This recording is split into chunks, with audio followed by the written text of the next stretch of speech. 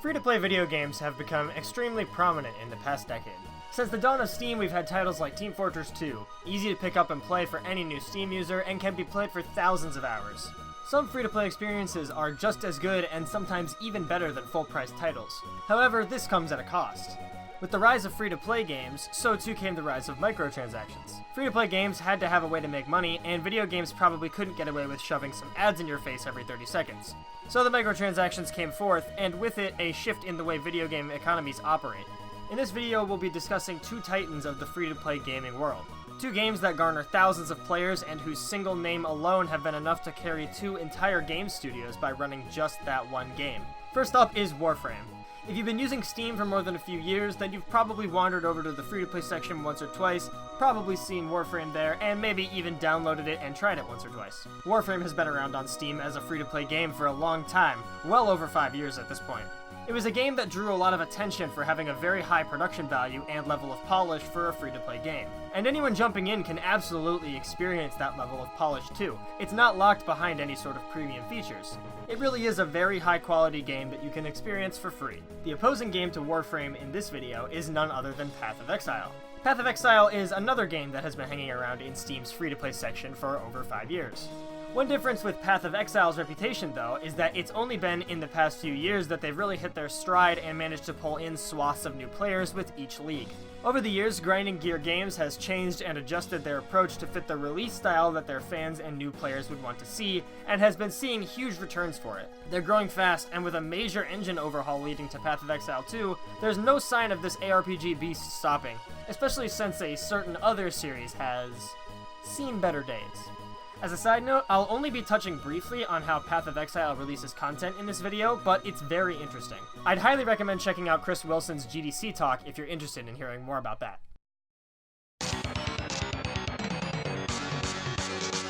In order to compare these two games, we first need to discuss how progression works in these games. Generally speaking, even though the styles of gameplay are drastically different, design-wise the principles of the games are largely the same. They are both looter games in the sense that everything you do in the game is meant to reward you with some loot that will help you in some way. Whether it's currency or crafting materials, something both of these games have a lot of, or actual gear, generally speaking the meta gameplay loop of Path of Exile and Warframe is to play the game and level up to get gear, which will in turn allow you to play the game and level up and get gear more. Some people have described this as the loot treadmill, though generally speaking I don't like that term as it sounds negative. Real talk, if you're playing either of these games for an extended period of time, you like the loot grind. You have to. Without liking the grind, there is pretty much no reason to play these games. You have to enjoy getting something out of what you do and accept that what you got is basically a vehicle to get to the next thing. You have to be a willing participant to the carrot on a stick. How these developers implement the carrot on a stick is a key part of the design of a looter game, and one that is very important as that is what determines whether your players keep playing your game or not. After all, if the loot grind isn't fun or doesn't feel rewarding, why play the game? That's literally the only thing keeping you going in most cases, barring Warframe's occasional content updates that add new story quests, or something along the same lines in Path of Exile. So to discuss the major differences, we need to boil down the loot grind even further. In both games, you play through stages to get currency or materials. That's it. That is the whole metagame boiled down into one misleading sentence. Now, obviously, what you do with the materials or currency is what varies, and the game and the loot will dictate how often those materials and currency are fed to you. There is a pace to these games that the developers want you to stay on, and they can perfectly control it with every loot drop. Now, there is one glaring difference here that will define how we examine the difference in the two games' loot pacing. Warframe has premium currency that you can buy with real money and trade with other people. This means the items in Warframe have a real-world value, and everything the devs add to the game must take this into account so they can avoid tanking the value of expensive items. The late Total Biscuit used to talk about how once a game has premium currency, it is impossible to judge a game's design without considering it, as the existence of a premium currency compromises every system of the game that it touches. People say that these games are free to play and you can get through it without spending money, but every facet of the game has been designed around that premium currency in some way or another. I wanted to take a look at two games that have similar loot grinds and design and see how one that has premium currency looks a bit different than one that doesn't. I want to point out that I don't think Warframe is a bad game for having premium currency. Developers gotta eat, and I still love Warframe as a game regardless. I just thought the comparison could be interesting. Starting off simple, one very notable difference between Path of Exile and Warframe is the existence of time gates. You can spend hours in Warframe grinding for materials or blueprints to your heart's content, but at the end of the day, you still have to wait real time for that item to craft, with some items crossing into the 12 to 24 hour range. Having a time gate slows the pace of the game down greatly, but you can speed that up for just a little bit of that sweet platinum. Platinum is Warframe's premium currency. They sell it in packs on their website, and it can get pricey fast if you're not buying it on sale or with a coupon. Platinum can be used to buy many things in the game that enhance your experience. You can outright buy weapons and Warframes without crafting them, buy additional slots for storing equipment, skip time gates, and more. Obviously, there are also cosmetic items you can purchase, but I'm gonna mostly focus on items that affect your progress in some way. Conversely, Path of Exile does not have any sort of premium currency. All microtransactions are for cosmetics and for special stash tabs that make stash management a bit easier, but nothing that directly affects the in-game economy. The in-game economy of both games is very important and drives players to keep playing beyond simple progression. Grinding for those valuable drops like the Headhunter in Path of Exile or rare, well-rolled Riven mods in Warframe is key to the experience. These kinds of extreme in-game items have value attached to them according to the in-game economy, so in a game with trading, it's important that the developers have a good economy in place to support those items. Now, there's a catch with this. When discussing rare items or currency, the games have to have a pace. The developers have to pace you through the game so that you're not acquiring currency too fast or too slow.